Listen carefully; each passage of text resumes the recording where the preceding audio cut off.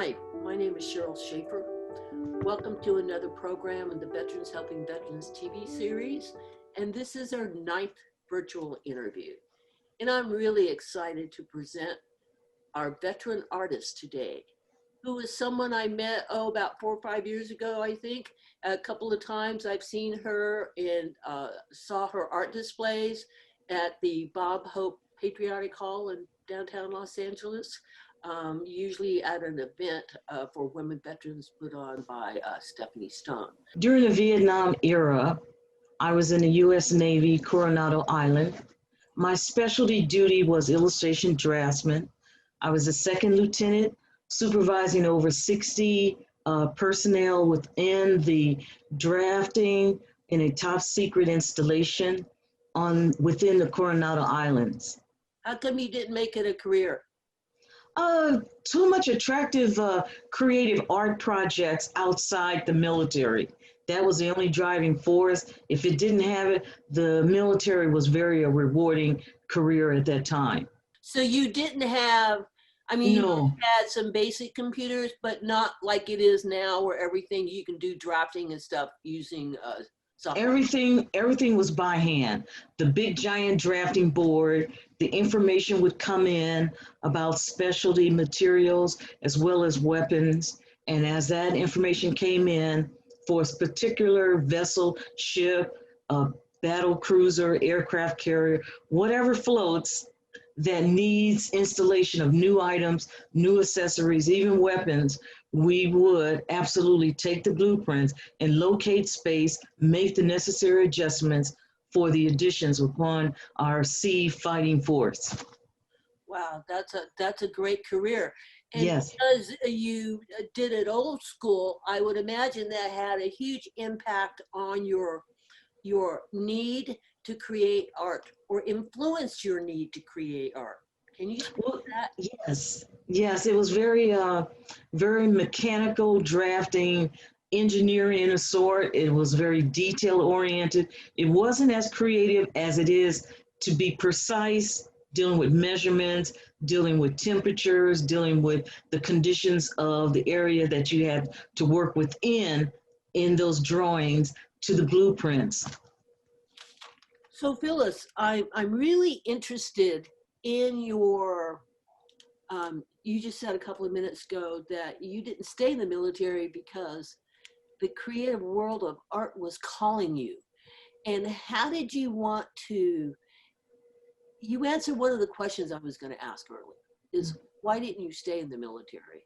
And your response was, well, the art world was calling me. The creativity was calling me. Can you really speak to that? Because I think that's a powerful voice that a lot of people kind of squash down.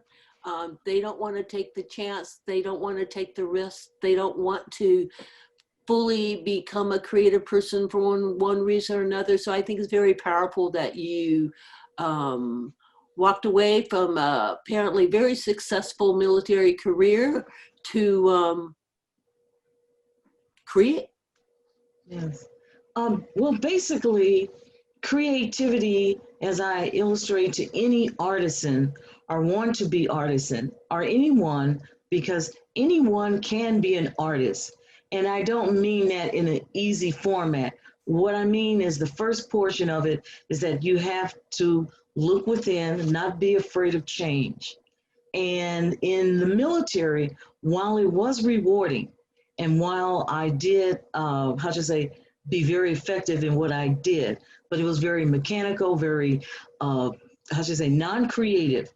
But the creativity lets you speak beyond words. And that's why I have a favorite thing, visual beyond words, because the visuality can knock down any barriers that are brought on by words. And particularly in the veteran community or any artisans that have those internal obstacles, that a word can be a buzzword that can trigger PTSD, other anxieties, and other stressful moments. So through art, I find myself, and I relay it to others, that the creativity is easy to flow out. Let me show you how.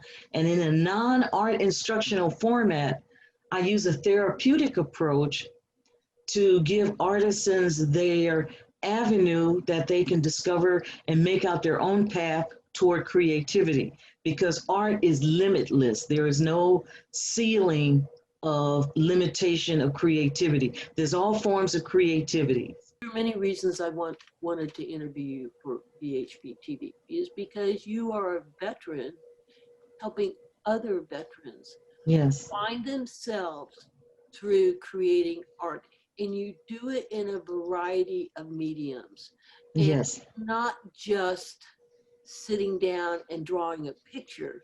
correct. It's really learning to paint or create something that's inside your head and manifest it in a physical form. Yes, exactly, exactly. For some people, I can see where that would be really life altering and perspective changing. Yes, Frees you up, art frees you up in a way that being in conformity, like in the military, you have to conform to the rules of the military. The military correct, doesn't have to conform to you. correct. You, as a member of a military team, whatever that team may be, whether it's on a battlefield or at an office or whatever, a Yes, hall or whatever, you all have to learn to work together. correct. Rules that you work under. Yes, Artists, there are no rules. correct. Yay. And that's what's so freeing about it. And Yeah. I think when I first saw you work, what I like about your work is it really kind of, you know, makes you think, are you seeing something in the painting that is there? Or is it triggering something in your mind? You know, sometimes you see like the way you paint things, Yes, really like your spiritual paintings where you reference God and the God source. yes, And yeah, one you just did a little while ago, I think in the last month or so, where there is a figure kind of, you see a figure, but you can't tell is it a man or a woman? Is it a correct. boy or a girl? You know, is it a grandfather or a grandmother? You can't tell. You can see it's a figure, and you can't tell if it's a Middle Eastern figure, an Correct, American figure, or correct. whatever nationality you want to. It's just a figure, but you can read a lot into that figure. Yes, As someone, yes, I saw it when I first saw that, I that's thought, correct. that's someone that's praying. Yes, absolutely. And that particular piece was called Celestial Salutations. And basically, the images were created in a way that I wanted any person to look upon it to gravitate toward their interpretation. And that's one thing I never do in my art. I never tell anyone what it is. I allow them to visually embrace it and take upon their own interpretation. And I appreciate it. And it is rewarding when they tell me what's their perspective, what's their version. Right, because Yeah, not only does everyone have a story, everyone looks at everybody else's story in a different perspective. correct. And then it's what triggers that. You know, can you talk about the painting that's right in back of you? The one that's in back of me is called Water is Life. And basically, since approximately 74% of our whole body composition is made of water, everything that water touches, everything that has water within is some form of life. So what I have here is actually a whole community of human beings within an oceanic atmosphere, to the point where the world, of course, was first full of water. And then out from water became solids and other items of solid substance. So therefore, the water is always the prime denominator, the nucleus, the life of being of all, which is called water is life. And so We have animal shapes in there to the point of marine life, above marine life, to the point of even the sun is gravitating or have some type of connection with water. So when you got out of the military, when did you get out? I got out in 1982. So did you go into art right away, or did you take a break from the military, like take a year off to figure out what you were going to do, or did you just have to go to work right away?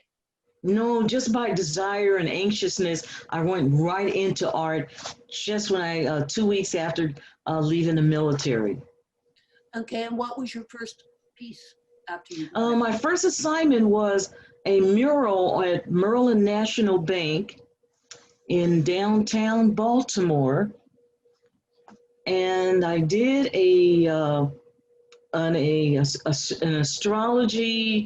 astrological sky in connection with the desert. Vibrant nature and universe sensation is my way of nature connecting, giving us gifts as we embarked upon any journey that we want. And my art is a visual interpretation, or my version is visual interpretation of nature and its grace. So from the first mural, so what happened after the first mural? Did you get more projects right away as a result of that first mural? Yes, I did, and which brought me to New York City, where in New York I did a lot of art therapy. There was a veterans clinic in Manhattan, New York, and one veterans clinic in Harlem, New York, where I gave one-on-one art therapy to veterans. It was a very small 10 to 12, and it was just back then, it was just known as art therapy by Phyllis, taking you through the path through the art venues. And it was to expand artisans from their, like a writer's block, artisans do have artist block. And I mainly worked on the concept of stop being your worst critic, stop disqualifying yourself prior to presenting your art. If this is the visual that is within you, allow me to have you bring it out without you stopping yourself because you're your worst critic. So all I always tell any artisans or anyone that wants to dab into the world of creativity, bring an open mind and leave everything else home. And I would really like for you to speak about the transformation you've seen in veterans through the art, in learning the basics of art, in the freedom that one gets when you create through art. Oh, absolutely. It was many, I have so many stories, but three of my most favorite ones is where this Army veteran, Afghanistan, he was so frustrated with the art, he started pounding on the canvas. And as he was pounding on the canvas, the paint was splattering. And so I grasped his hands and he says, "Oh, I didn't mean to give paint on your hand." I said, no, you're frustrated. Let that be a creativity energy. He said, "What in the world do you mean?" I said, "Well, look what you just did. You just splattered. Now, let's do some fun outlining of your splatter. In other words, let's contain your anger. And then at the same time, make fun and creativity out of it." And so he says, well, okay, I'll walk this with you. So I showed him how to do certain brush strokes and so forth. And as he did the brush stroke, he said, "I like how this is looking." I said, "Now, how do you feel?" He says, "I feel fine with that." I said, "No, how do you really feel?" And he says, "I don't feel like I did before." I said, "And that is just, I didn't know how to express myself." I said, "Well, you just express yourself." And he said, "Is that what it's all about?" I said, "Exactly." And so he would be always on the waiting list for a paint and sip, or we call it now paint and snack. Another one was a woman veteran, Marine from Operation Shock and Awe. And she dealt with taking account of all of the people who had to deal with landmines and so forth. So every day her report was all about who made it, who didn't, who has to be assigned out to go search for the mines and so forth. And so hers was a dismal duty. So in her creativity, she was just creating things that are blowing up. And so what I helped her create is a more pleasant things image, which she was so relieved. And then that night, she called me about 1:45 a.m. and said, I really need another paint and sip next week. Can you please do it? So I volunteered to do just another paint and therapy with her for about 2 hours. And then she disclosed to me that one session at first, the first session, she said she no longer have thoughts to take the final exit. So many people have frustrated barriers that keep the creativity from them. And then they realize by embarking upon the creativity, they can minimize their stressful PTSD situation by being more responsive to their therapy, more responsive to their counselors, more open to talk and not hold it in. Were you teaching art over at the West LA VA? Since 2009, the first grant was from the Annenberg Foundation, and they had a little art program known as the Strawberry Flag. And I used to be on the North Campus giving every weekend, Saturday and half of a Sunday, art sessions to veterans, and we would do all of our art outdoors. Oh, well, that is such a beautiful campus over there. Yes, That really yes. is just a great idea, not just art, but in a natural setting, which is the best place to create art. Exactly. And from the Strawberry Flag Foundation grant through the Annenberg Foundation, the recreational department of the main VA Building 500 wanted to recontinue it and and we started to have it at the multipurpose room in Building 500. Wonderful staff over at the recreational therapy, and I had nothing but support. And in addition to Vets Helping Vets, which was one of the organizations that have been as supportive as well. One of the things I like is that you don't do just one style of art. You really kind of do, you do a variety of art because you work with a variety of mediums. Yes. One of the things that I like, because I know you were in the Navy, so you did art with your combat boots. Absolutely. It's in my website also, where the Patriotic Arts Series page, where a drill sergeant had indicated a while, way back when, had indicated that combat boots are just that. And I said, well, got to make them pretty. There was no such thing. You can't do that. Sure you can. Art applied to the transition that I did was I put a new twist on it. Back then, the boots serve as a matter of combat activities or military outdoor activity or military activities, period. And then take the art to it is the transition of life, of how the colors are within me in my mood and expressive. So it's called Boots in Transformation. And I see that you're holding a pair in your hands, and is this the stained glass ones?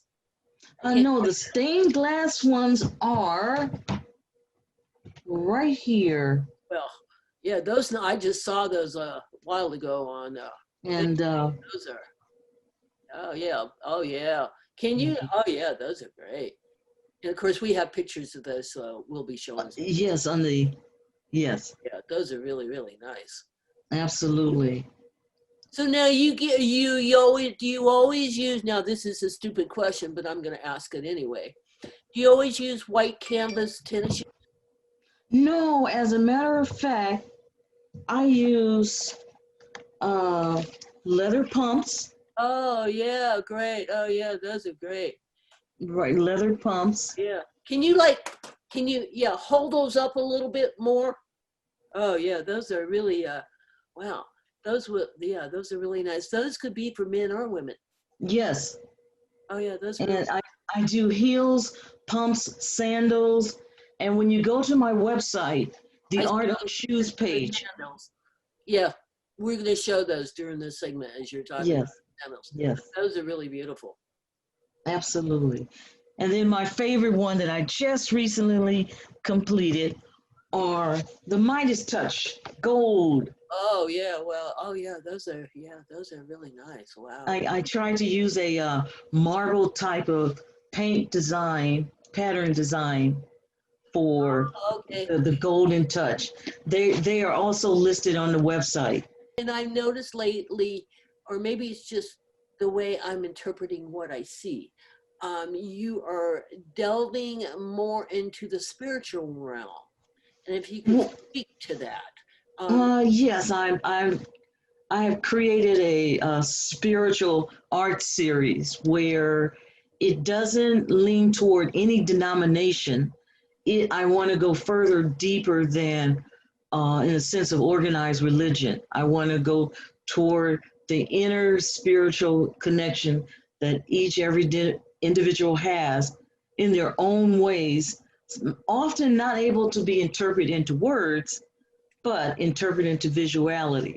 So if a connection to the inner self, which is the inner temple of a deity, Almighty God, which is known by many names, through art, I use the visuality to have that person within have their satisfaction of making a connection with the their inner existence empowerment that's bigger than we can ever think of. I think in a way it's like you are tapping into like a universal knowledge that Exactly. kind of goes beyond um, language. So, you know, you don't have to speak a foreign language. You don't have to speak English. You just have to look at it. Exactly. For And example, one particular art that is my favorite of the entire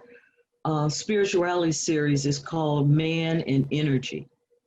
And Man and Energy is a interpretation that I use from my days of medical illustration at John Hopkins, and I use the pulsating sense of a surrealism of fire, of positive energy, and a planetary images, and also a human image where the universe and man becomes as one. And as they become as one, the pulsating energy is very explosive and very empowering. So that's why I call it Man and Energy, when the universe and man become as one. I think you said earlier you were teaching art since 2008 or 9. 2009, Okay, since 2009. So I know during those 11 years that you've been teaching art to veterans, yes. you've received many accolades for Oh, absolutely. your contribution to the veteran community and for really unlocking the creativity for a lot of veterans who doubted that they even had it to begin with.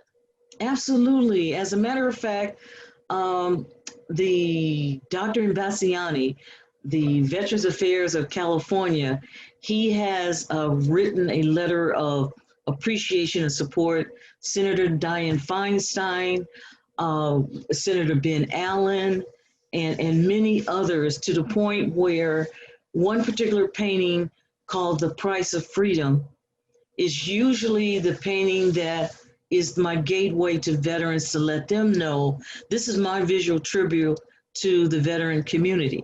And at the same time, The Price of Freedom is one painting where the connection with veterans has been ever so prevalent to the point where I cannot take the credit of giving it title. It was a Vietnam vet, USMC Marine, who gave the title to The Price of Freedom. He looked at it and he said, it's simple, that's the price of freedom. And so he lets people know that my art gives him a sense of calm and a therapeutic sense that he can get things done by not letting those PTSD conditions that he still has, but in a more controlled fashion, to the point that it doesn't compete, PTSD doesn't destroy him. So like many of my paintings, this particular Marine has given its titles. It's just like the Eye of the Sentinel, which is a visual tribute to the women of our armed forces, fellow veterans like myself. And that same USMC Marine Vietnam combat veteran gave it the title, The Eye of the Sentinel. Well, very good. Well, you inspired him because he Yes, loved your art. yes. So that's a really a tribute to what you're doing. So now here's a question I'd like to ask. What do you get out of it, Phyllis? Oh boy, that's a fun question. What I get out of it is that relieving anxiety and pain, hindrance that people feel. And at the same time, I always say to veterans, I don't know your individual stories, but I hope that you're embracing me, engaging me through this art therapy gives you some sense of solace, some sense of escapism, to explore other avenues, not to escape and ignore your issues, but to expand your therapeutic mind to the point that you can now receive other solutions to your individual needs as per your individual situation, that it be MST or PTSD or any other anxiety, frustration, and to the civilian world that's dealing with PTSD, that's dealing with the worries of unemployment, and all those other stressful moments, the world of politics, all of that. Let art be some type of calming solution instead of going the drastic route of drugs or suicide. That's what I get out of it. Thank you, Phyllis. All righty. And Merry Christmas, Happy New Year. You too. And 2021. Here we go. be better than 2020, right? Absolutely. We're only going to make it better to learn from 2020.